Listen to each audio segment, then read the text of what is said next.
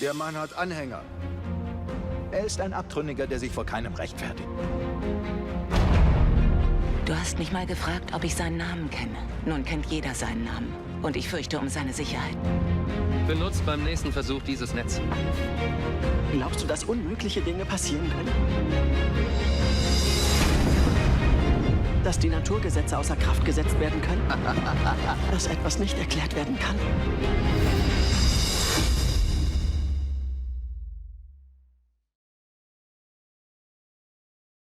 Heute ist Palmsonntag, also eine Woche vor Ostern, vor dem grossen Fest. Und selbstverständlich nehmen wir uns auch heute Zeit für unsere Serie «Erlebnis mit The Chosen». Und ich freue mich sehr, ist der Heinz Berger heute hier bei mir im Bistro. Herzlich willkommen, Heinz. Hallo, Frau. Und du bist schon ein Zeitchen unterwegs mit The Chosen, mit dieser Serie. Du bist Pastor zu Thun in der EFG und hast dort auch mehr Leute noch mit auf die Reise nehmen nachher, nachdem ihr das entdeckt habt. Aber fangen wir doch mal bei dir persönlich an, wo das so angefangen hat, die eigene Faszination für The Chosen. Genau.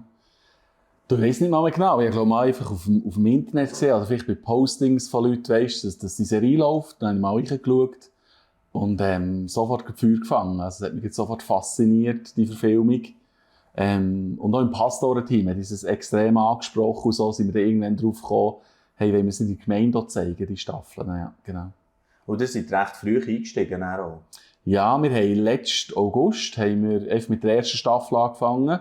Verteilt alle 2 Wochen bis Weihnachten. Und dann Anfangsjahr mit der 2. Staffel angefangen. Ja. Das heisst, ihr seid jetzt schon ziemlich nachher mit der 2. Staffel, gell? Ja, noch 2 Episoden, dann sind wir durch mit der 2. Ja, also. Genau. Hey, sehr cool. Und wir kommen auch auf etwas zu reden, das gerade anfangs von der 2. Staffel nämlich erzählt wird. Und das ist so die Geschichte. Es spielt in Samarien dort, wo er unterwegs ist mit den Jüngern. Aber er hat sehr viele verschiedene so Handlungsstränge, die zusammenkommen. Ich lasse doch dich gerne schnell selber ein bisschen erzählen, weil du hast so das rausgepickt, was du findest. Ja, genau. Also ich finde es faszinierend. Fährt schon in der letzten Folge der 1. Staffel an, bei Frau im Brunnen dort, oder, als sie auf Samaria gehen. Und sie überhaupt nicht verstehen, wieso sie ins Gebiet gehen, die verhasst sich gegeneinander, oder? Und er lässt dort die zwei Jünger, der Johannes und seine Brüder, das Feld bestellen, oder? Und sie haben das Gefühl, sie machen da irgendetwas Gutes vielleicht für irgendwer, oder? Und er spitzt sich zu, sie müssen Essen besorgen, sie wissen genau für was, sie wissen einfach, gibt auch irgendwie ein Festessen. Und dann gehen sie zu dem Lamech, wirklich der in diesem Hütli, dem Lotterhütli. Und dann klopfen sie alle, oder? Erstens, das Feld ist von ihm, sie haben einen Samaritaner das Feld bestellt, oder? Geht's noch? Da ist überhaupt niemand Wichtiges. Und bringen das Essen mit noch für ihn. Und dann entfaltet sich dort die ganze Geschichte beim Lamech. Was ich mega faszinierend finde, dass dort alles näher rauskommt, ja. Ja, und da müssen wir schon noch ein bisschen genauer hinschauen, was dort alles drin ist. Eben, Jesus hat ihnen den Auftrag gegeben, oder? Einfach, dass das Feld bestellen, dann eben zu essen, du hast schon gesagt. Dann hocken sie dort und nach schnallt man dann als Zuschauer, was steckt da noch alles dahinter, oder? Genau. Man merkt, der himpert, da ist irgendwie schon dort eine Geschichte. Ja, genau. Es ist ja so, sie kommen ins Gespräch, oder? Und das ist eigentlich, und das fasziniert mich so, wie das dort rauskommt, oder? Die Family ist eigentlich, Lamech hat ja eine Frau und ein Kind, und die sind eigentlich wie verloren. Das ist eine verlorene Familie. Der kann durch sein Bein, das kaputt ist, der kann das Feld nicht mehr bestellen, der hat kein Einkommen mehr, es ist noch eine Hungersnot. Die Family ist eigentlich wie im Untergang gewidmet, oder? Und Jesus nimmt das wahr, geht zu ihnen her, sie bringen das Essen mit, weil sie selber nicht mehr haben. Und er fragt ihn, oder er weiss haargenau, was ist mit deinem Scheichen passiert, oder? Dann sagt er, ja, wir wirklich nicht mehr zu essen gehabt, ein Freund hat mich angestiftet, wir können doch einen überfallen, oder? Und dann bringen sie dort die Geschichte ein vom barmherzigen Samaritaner, oder? Wo sie einen zusammenschlagen, der von Jerusalem auf Jericho unterwegs ist, und er ist einer von diesen Räubern, oder? Stiehlt das Ross und sollte es bei den Römern verkaufen, er wirft das Ross ab und bricht sich das Scheichen. Und er ist eigentlich wie das Leid noch viel grösser, weil es kann nicht mal mehr etwas bügeln, oder? Und wie sie dort dann wie Jesus in die Geschichte nimmt, und die Jünger auch in die Geschichte nimmt. Und der Lamech bricht die Tränen aus und sagt, ich frage mich jeden Tag, wie es dem zusammengeschlagenen Mann geht, oder? Es geht so unter und dann sagt Jesus, hey, sie haben ihn gefunden, es geht ihm gut. Und dann bricht der Lamech fast zusammen, oder? Und dann am nächsten Morgen erwacht der Lamech geheilt, oder? Der Fuß, das Bein wieder ganz. Auch so eine coole Geschichte, wie Jesus dort am Morgen erwacht und die Jünger erwachen auch. Und Jesus smilet und dann macht er nur so, oder? Quasi Lamech kann wieder laufen. Und das finde ich so cool. Weißt du, wie Jesus hat die Family zurück ins Leben geholt. Er kann wieder bügeln, er kann das Feld bestellen, er hat wieder Ertrag, er kann Familie ernähren. Also quasi so eine verlorene Familie, die einfach irgendwo wäre auch verrebelt, holt wie zurück ins Leben. Das finde ich so faszinierend. So die Wiederherstellung, genau. Wo der Tier 1:1 kannst schauen. Und was, und gleichzeitig, weißt du, die Lektion, die Jünger, so der unbedeutende Samaritaner, oder? Der sieht Jesus, geht zu ihm her, und ich glaube, es fährt ihnen auch ein, oder? Weil die Familie rettet. Das wollte ich eben auch noch erwähnen. Genau, wegen dem wollte ich nachhaken, weil sie hocken ja dort am Feuer, oder? Genau. Beim Lamech. Und dann knistert das Feuerchen, aber es knistert auch so ein bisschen von Stimmung her. Und man merkt, hey, die merken plötzlich, was der hat den Jude, oder? Zusammengeschlagen. Ja. Also, der ist ein Räuber. Also, und jetzt, wie soll man jetzt mit dem umgehen? Und dann sehen sie, wie sie ihren Meister eben macht. Genau. Das ist schon sehr eindrücklich auch dort. Ja, das hat mich fasziniert. Okay.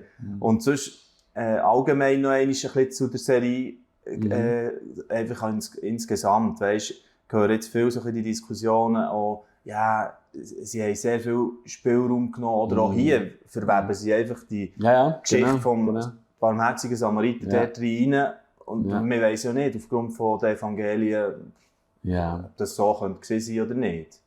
Du, dort bin ich also immer extrem entspannt. Weißt? Ich finde, Gott hat uns so Fantasie gegeben, Gott hat uns Kreativität gegeben.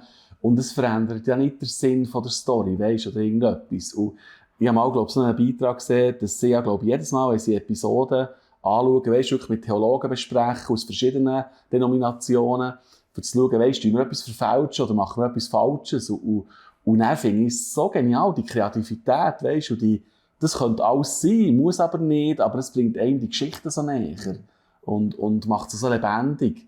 Darum finde ich, das ist wahnsinnig gut gelungen, wie sie das gemacht haben. Super. Und du hast ja jetzt auch ein bisschen die Chance gehabt, zu schauen, was macht das bei den Leuten in der EFG Thun, eben wie bei eurer Gemeinde, oder? Also rund 30 Leute, sagst du, sind etwa dabei an diesen Kinoabenden jeweils. Und was hast du da so für Feedbacks?